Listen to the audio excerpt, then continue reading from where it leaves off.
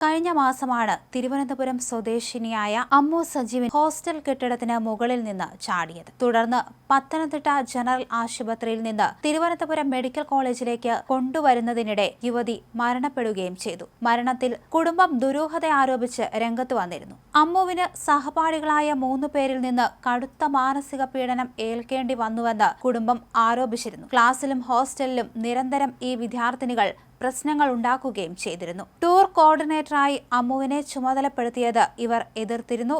ഇത് ചൂണ്ടിക്കാണിച്ചായിരുന്നു അമ്മുവിന്റെ മരണത്തിൽ കുടുംബം ദുരൂഹത ആരോപിച്ചത്. ഹോസ്റ്റൽ കെട്ടിടത്തിൽ നിന്ന് അമ്മു ചാടിയ ദിവസവും ഇവരും അമ്മുവുമായി ക്ലാസ്സിൽ വെച്ച് വഴക്കുണ്ടായതായും പോലീസ് പറയുന്നു. ക്ലാസ്സിൽ നിന്ന് വന്നയുടൻ തന്നെ അമ്മു കെട്ടിടത്തിന്റെ മുകളിൽ കയറി ചാടുകയായിരുന്നുവെന്നാണ് ഹോസ്റ്റൽ വാർഡൻ അന്ന് പറഞ്ഞത്. ഹോസ്റ്റലിലെ CCTV ദൃശ്യങ്ങളടക്കം പോലീസ് ശേഖരിച്ചിട്ടുണ്ട്. അമ്മുവിന്റെ മരണത്തിൽ വിശദമായ അന്വേഷണം നടന്നുവരികയാണ്. അതേസമയം ഇപ്പോൾ ഇതാ അമ്മുവിന്റെ പോസ്റ്റ്മോർട്ടം റിപ്പോർട്ട് പുറത്തു വന്നിട്ടുണ്ട്. 4ാം വർഷ വിദ്യാർത്ഥിനിയായിരുന്ന അമ്മുവിന്റെ തലയ്ക്കും ഇടുപ്പിനും തുടയ്ക്കുമുണ്ടായ പരിക്കുകളാണ് മരണത്തിന് കാരണമായതെന്നാണ് പോസ്റ്റ്മോർട്ടം റിപ്പോർട്ടിൽ പറയുന്നത്. തലച്ചോറിലും തലയോട്ടിയുടെ 2 ഭാഗങ്ങളിൽ നിന്നും രക്തം വാർന്നിരുന്നു. വാരിയെല്ലുകൾക്ക് പൊട്ടലുണ്ട്. ഇടുപ്പല്ല് തകർന്നതിനെ തുടർന്ന് രക്തം വാർന്നു പോയിരുന്നു. വലത് ശ്വാസകോശത്തിന് താഴെയായി ചതവും ഉണ്ടായിട്ടുണ്ട്. പ്രതികളായ വിദ്യാർത്ഥികളെ ഒരു വശത്തും അമ്മുവിനെ ഒരു വശത്തും നിർത്തിക്കൊണ്ട് കൗൺസിലിംഗ് എന്ന പേരിൽ കുറ്റവിചാരണ നടത്തിയിരുന്നു എന്ന വിവരവും പുറത്തു വന്നിരുന്നു.